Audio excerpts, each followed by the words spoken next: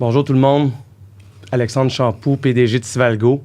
Bienvenue au balado Sivalgo, dans lequel notre mission, c'est de redonner à l'industrie par des astuces, des conseils, des techniques pour élever le niveau de l'industrie. Aujourd'hui, on va parler de qualité des travaux liés à la performance. Est-ce que c'est possible d'avoir des travaux de qualité à prix abordable? Aujourd'hui, on est en présence de Stéphane Poisson, président de l'Association des maîtres couvreurs du Québec, président également de Ernest Hott et encore beaucoup plus. Bonjour Stéphane, peux-tu te présenter à nous ce matin? Bien sûr. Je suis président et propriétaire de l'entreprise Ernest Hott Incorporée, maître couvreur depuis 1930. Je suis la relève familiale de mon père. Je suis aussi vice-président et cofondateur de l'entreprise Plomberie Syracuse et président cofondateur de Tôlerie Montréal Incorporée. Je suis aussi présentement président du conseil d'administration de l'Association des maîtres couvreurs du Québec et administrateur et membre du conseil d'administration de l'Association canadienne des entrepreneurs en couverture. Wow, franchement, très occupé. Beaucoup de différents sièges. Puis c'est formidable parce qu'on va pouvoir justement apprendre de ton expertise puis de ton expérience ce matin. Est-ce que tu peux nous parler un petit peu de ce que tu vois couramment dans l'industrie au sujet de la qualité des travaux en toiture? Et la qualité, ce qu'on voit dans le marché, c'est quand même assez variable. Puis c'est un peu la constatation que je fais, c'est qu'on est présent dans un marché où est-ce que tout est dicté par le prix. Pas dicté par ce qu'on livre, est dicté par le prix. Ça commence partout. Ça commence avec les appels d'offres publics, qui la seule et unique façon d'obtenir un contrat, c'est le prix. Donc, oui, il y a des devis de performance. Oui, on arrive avec des demandes de projets, de produits, de comment le faire. Mais à la fin de la journée, celui qui s'est ou trompé ou celui qui a mis le moins remporte la job.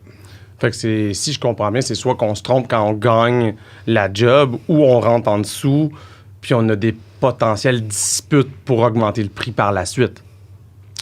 Ça arrive. Je veux dire, c'est sûr qu'on va voir ça dans l'industrie.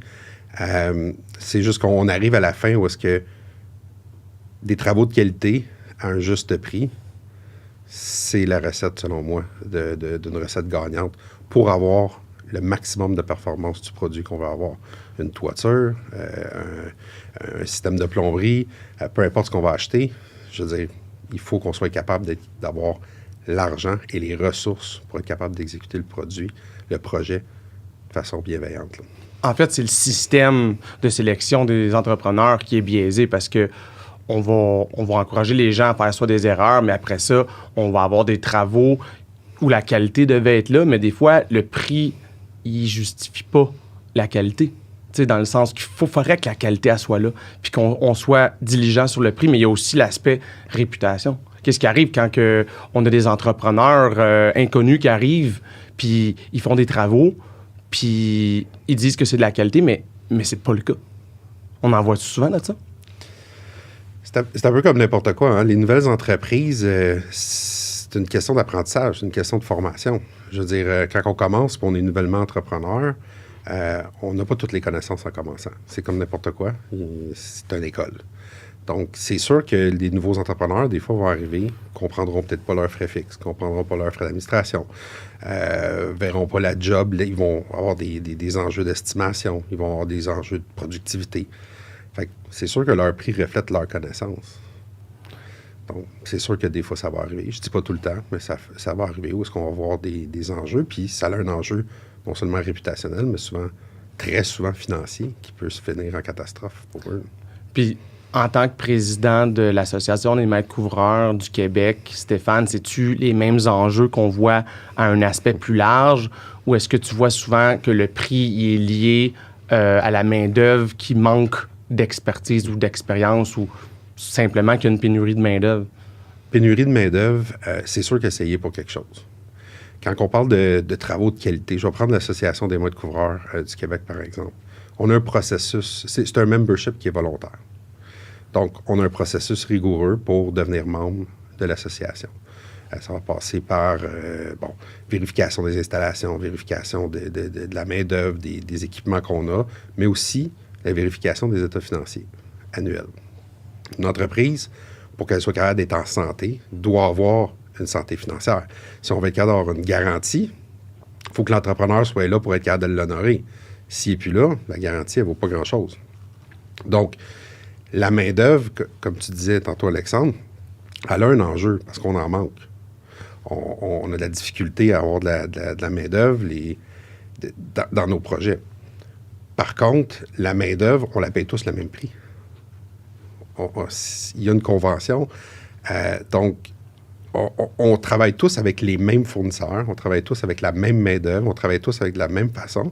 Fait qu'on est théoriquement capable d'offrir le même niveau de qualité. Mais c'est vraiment intéressant qu'il y ait cette, si on peut dire, la due diligence de l'association qui donne une garantie en fonction de la santé des entrepreneurs parce que, comme dans plusieurs business, on a des entrepreneurs sérieux puis on a des entrepreneurs un peu flottants qui rentrent puis qui sortent. Puis c'est eux, des fois, qui, selon mon expérience, nous donnent du mal avec les prix. On appelle ça des coupeux de prix. Puis ça, ben malheureusement, on voit des fois, je sais pas si tu es d'accord ou pas, mais c'est eux qui viennent faire mal un petit peu à la réputation. C'est eux qui vont couper la qualité parce que le prix n'est pas là. Fait que ce que je comprends, c'est que l'association prévient ça par la vérification des états financiers. Oui, c'est sûr que ça donne une certaine assurance aux clients de savoir que les gens avec qui elle fait affaire ont été vérifiés annuellement, ont passé à travers un processus rigoureux pour s'assurer qu'on a des membres de qualité. Ça, c'est une des choses. Comme j'ai dit, c'est une association qui est volontaire. Donc, ça ne veut pas dire que les joueurs qui n'y sont pas des bons entrepreneurs. Il ne faut pas mettre tout le monde dans le même bateau. Mais ça donne une certaine assurance de plus. Ça, c'est sûr. Intéressant. Puis, selon toi, comme président de l'association, y a-tu d'autres enjeux que tu vois qui sont liés à la qualité ou est-ce que tu penses que maintenant les processus, c'est aussi quelque chose qu'on peut discuter de comment c'est lié à la qualité? C'est sûr que tout ce qui est avant le projet amène à la qualité aussi. Ça veut dire on a une éducation aussi à faire envers nos clients. Nos clients, si leur seul et unique but, c'est de payer le moins cher possible, vont en avoir pour le moins cher possible. Donc, ça peut être un architecte, ça peut être un ingénieur, ça peut être des consultants qui, eux autres, vont arriver et vont dire, bon, ben, qu'est-ce que vous recherchez comme produit? La qualité commence là. Si le seul et unique but, c'est d'avoir la toiture la moins chère ou d'avoir, peu importe en construction, d'avoir le système le moins cher, le produit le moins cher, on va se retrouver avec les résultats qui va être probablement pas celui qui va être le plus viable à long terme. Donc, ça commence là. Quand tu parles de viable à long terme, moi, je fais souvent des analyses de rentabilité puis de retour sur investissement. Puis des fois, d'investir, ben pas des fois, la majorité du temps d'investir dans la qualité, ça te revient moins cher parce que tu as un meilleur système, tu as des meilleures composantes, ben ton système, il dure plus longtemps. Fait que absolument que l'éducation de l'association va venir aider les donneurs d'ouvrage ou les clients à être diligents sur ce qu'ils installent. T'sais.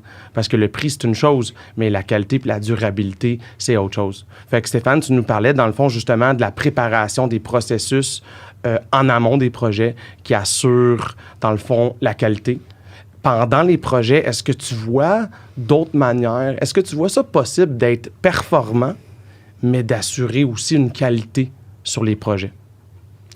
Tout passe par la planification, selon moi. Un projet bien planifié va être bien exécuté. La formation de la main-d'œuvre. L'Association des maîtres couvreurs du Québec, on offre des programmes de formation pour la main-d'œuvre annuellement. Donc, si on a une main-d'œuvre qualifiée, on a bien planifié, on a un bon chargé de projet, puis on s'en va tous dans la même direction d'offrir un service de qualité, un produit de qualité, il n'y a pas de raison qu'on ne puisse pas l'offrir. Ça ne veut pas dire qu'il n'y a pas d'accrochage. Mais sauf que quand on a les bonnes personnes à la bonne place, ben les accrochages deviennent des défis, puis les défis, on les relève.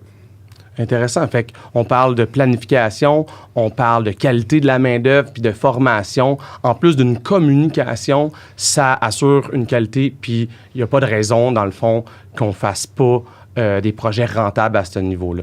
Donc, est-ce que l'éducation que l'association fournit est alignée avec ces axes-là? Est-ce qu'on investit autant en préparation qu'en exécution des travaux? Comment ça marche un petit peu la formation de l'association? Formation est là pour, faire comprendre le devis. Il faut comprendre qu'on a un code du bâtiment au Québec qui est on va se le dire, un minimum. C'est le minimum qu'on peut faire dans l'industrie de la construction en suivant le code. On le sait tous qu'il y a des choses qui sont mieux, différentes, qui vont respecter le code quand même. Donc, on a un devis, nous, de performance à l'Association des maîtres couvreurs du Québec qui est au-dessus de celui du Code du bâtiment du Québec. Donc, la formation sur quelles sont nos normes, selon notre expérience en tant que couvreur au Québec. On a de la formation sur les installations, les déficiences. On a toutes sortes de formations qui vont venir encadrer ça. Autant de la formation aussi qui vont avoir rapport avec la santé et sécurité sur les chantiers, autant qu'on va avoir de la formation sur la prévention des incendies aussi. Dans le fond, Stéphane, parle-moi un petit peu de... Tu sais, toi, tu es un expert en toiture et plein d'autres choses d'ailleurs. As-tu des conseils un petit peu que tu peux nous donner à l'entrepreneur peut-être qui commence puis qu'il veut se lancer dans ça ou qu'il y a quelques équipes puis il est en croissance? Comment est-ce qu'on peut assurer que non seulement il va faire de la qualité, mais qu'il va produire? Parce que s'il ne produit pas, il n'est pas rentable, c'est un cercle vicieux. Il ne pourra pas offrir de la qualité. On arrive à une étape où est-ce que la communication est rapide. Les courriels, les textos, on s'en va là-dedans. La communication doit être rapide. Il faut qu'on prenne les bonnes décisions. Pour prendre les bonnes décisions, il faut avoir les bonnes personnes en place, avec les bonnes connaissances techniques, autant sur le produit qu'on fait que sur tout ce qui a rapport avec la planification, tout ce qui a rapport avec la gestion de la main-d'œuvre. Il faut qu'on soit capable de communiquer. Donc, des plateformes de communication, des outils pour que le chantier soit plus proche de nos bureaux. Donc, les délais entre la prise, trouver un problème puis la prise de décision, et là, l'argent, et là, la profitabilité. Si on arrête tout pendant 2 jours avec 10 gars sur un chantier, ben, je veux dire, ça coûte de l'argent à l'entrepreneur. Donc, il faut être capable d'avoir une bonne planification, prévoir plan A, plan B, plan C, puis d'être capable de communiquer entre les deux. Ça, c'est déjà une grosse étape qui va aider l'entrepreneur. Ça, c'est parfait parce que on est dans un air de communication, puis ce que je viens de comprendre, c'est qu'il faut être proche du chantier. Tu sais, on l'a toujours dit qu'en construction, on fait de l'argent à l'estimé, puis en battant notre estimé avec nos opérations au chantier. Fait que, naturellement, dans un air de communication, le bon dosage de communication, il est important, parce qu'on l'a dit, les chargés de projet, souvent sont overwhelmed par tout plein de paperasse, mais il faut que le canal de communication soit clair du bureau vers le chantier. Puis le chantier, là, ils sont là pour produire puis livrer de la qualité. Fait que c'est pas de la paperasse qu'il faut qu'ils fassent. Il y a comme un juste milieu. Comment tu vois ça, le juste milieu, sur les jobs commerciaux, institutionnels, où il y a un inspecteur qui te suit quasiment? Est-ce que c'est lié à la qualité des travaux? Comment ça se place tous ensemble? Bien, l'inspection, c'est très positif parce qu'on a quelqu'un qui va venir documenter ce qu'on est en train de faire. Donc, si on fait de la qualité, je veux dire, c'est notre meilleur ami. Là. Je veux dire, il documente ce qu'on est en train de faire. Il va être là pour regarder, appuyer avec les relations entre le client, souvent, puis l'entreprise. Donc, c'est un super bon médium. Si je prends cette question-là, puis je la ramène aussi à l'autre que tu m'as posée précédemment, je veux dire, c'est l'information. On parlait tantôt des nouveaux entrepreneurs ou des gens qui commencent dans le métier ou en tant qu'entrepreneur. L'information, c'est ça qu'on a de besoin. Donc, on parle de profitabilité, on parle de qualité, mais il faut apprendre. Puis si on fait un estimé et on s'est trompé, ça arrive à tout le monde. Mais si on fait l'erreur 1 fois, 2 fois, 3 fois, c'est là que ça nous fait mal. Donc, cette information-là, on l'a de besoin pour être capable de dire, bon, ben, on a déjà vécu un projet comme ça, puis on avait mal estimé, on n'avait pas planifié ça comme il faut. Mais cette information-là, elle ne peut pas rester juste dans la tête d'une personne. Il faut qu'elle soit disponible à tout le monde dans l'entreprise. Il faut que ça devienne un plan de formation. Il faut que ça devienne une bibliothèque d'informations. Puis c'est comme ça qu'on va prendre cette expertise-là. Donc, c'est l'information qu'on a besoin pour être capable d'avancer. Donc, l'information puis la communication is king. On dit souvent cash is king, mais pour avoir du cash, il faut que la communication puis l'information soient disponibles.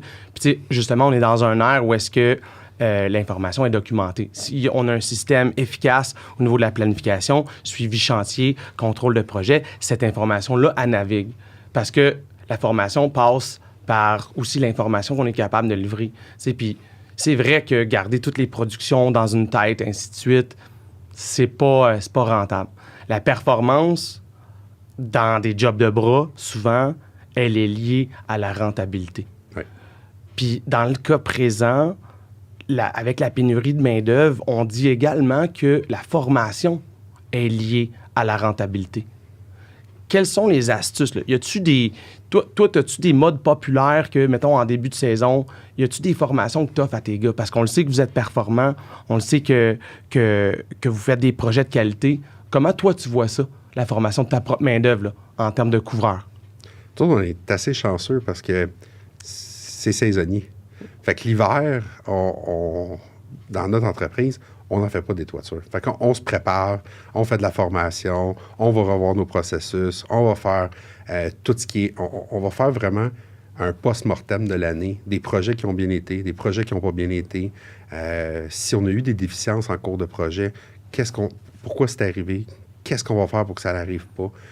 Et tout ça, c'est vraiment lié, là, on a cette chance-là d'avoir comme une pause d'arrêt, mais qu'on l'utilise efficacement. Donc, dans le domaine de la toiture, là, j'encourage les gens là, à faire participer leur monde pendant qu'on est en arrêt ou en pause pour débuter l'autre saison, pour justement prévoir ces affaires-là, ces formations-là.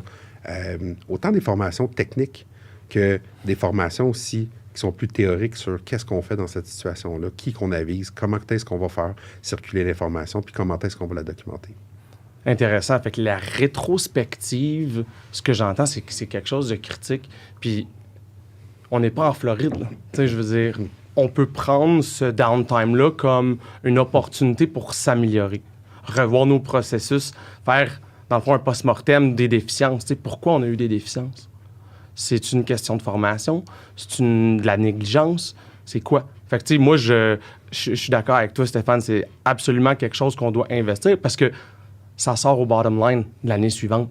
On s'améliore tout ça. Par rapport aux nouveaux processus, l'hiver, c'est également le moment que tu as mentionné où est-ce que c'est le temps de mettre en place des nouveaux processus. Tu peux-tu donner des exemples de choses qui te tenaient à cœur, que toi, tu as voulu changer d'année en année? J'imagine qu'il y a des nouvelles affaires, mais parle-nous un peu de ton expérience là-dedans. Les dernières années, on investit quand même beaucoup de temps et énergie justement dans les technologies de l'information. Documentation.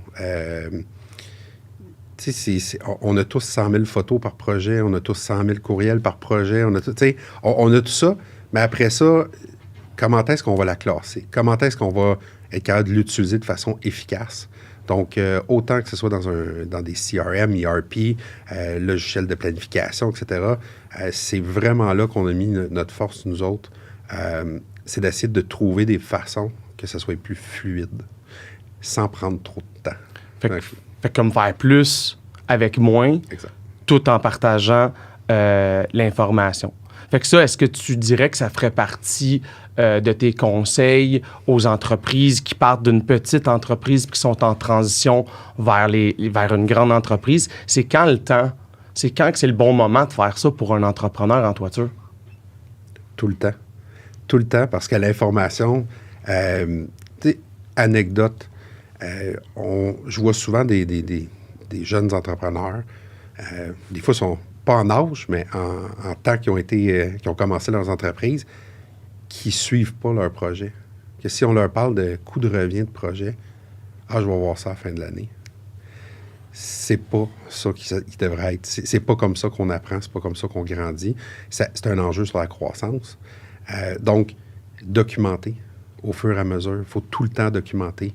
Il faut tout le temps s'assurer de savoir est-ce que cette job-là était rentable, est-ce que cette job-là, on a perdu de l'argent dessus, est-ce qu'on a passé plus d'heures dessus, moins d'heures dessus que prévu, est-ce qu'on s'est trompé dans les matériaux, est-ce qu'on a commandé trop de matériaux, pas assez de matériaux, quels sont ces enjeux-là? Donc, c'est tout le temps qu'il faut le faire. Il faut documenter en permanence nos processus. Oui, parce que, si je comprends bien, tu viens de dire que l'apprentissage doit se faire en même temps, parce que sinon, des périodes d'années pour apprendre, c'est trop long. On réagit pas. On s'en rappelle pas de ce qu'on a fait au mois de juin, l'été d'avant. T'sais. Fait que l'apprentissage fait partie de la croissance fait partie de la rentabilité, puis la rentabilité fait partie de la qualité. Moi, je dois être honnête, Stéphane, moi, dans mon entreprise, entrepreneur en génie civil, j'ai eu une forte croissance, puis à un moment donné, j'ai été dépassé par les événements, puis je suis tombé dans le piège. Je suis tombé dans le piège de ne pas comprendre mes costes tout de suite. J'avais des gens très qualifiés, mais qui étaient également dépassés. Moi, j'appelle ça naviguer un navire, là, un paquebot, là, demain. Fait que moi, je voyais pas où je m'en allais. Puis, honnêtement, ça a eu des répercussions. On a eu des gros moves, on a pris des mauvais projets, ainsi de suite. Mais quand tu parles d'apprendre au fur et à mesure, des fois, ça vaut la peine d'en prendre moins, mais pour comprendre qu'est-ce qu'on fait. Parce que si on en prend trop, on est trop débordé, on n'est pas en mesure de comprendre qu'est-ce qu'on fait, bien là, ça a un impact sur tout le reste. Stéphane, je veux passer vers une autre phase de notre discussion, puis c'est la perspective sur l'avenir. C'est quoi tu penses qui s'en vient en termes de tendance pour notre industrie des toitures? La tendance des prochaines années est assez... je pense qu'on retombe un peu à la normale. On a vécu des années très chargées dans l'industrie de la toiture. Je pense qu'on vient un petit peu une tendance plus à la normale.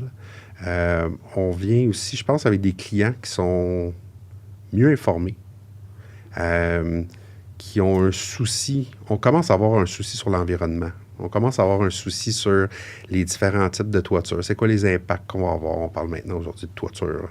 On parlait avant une toiture, c'est une toiture avant. Aujourd'hui, on a des toitures blanches, on a des toitures vertes, on est rendu avec des toitures bleues. Je pense qu'on parle maintenant de toiture mauve. Donc, un combiné de vert puis de bleu.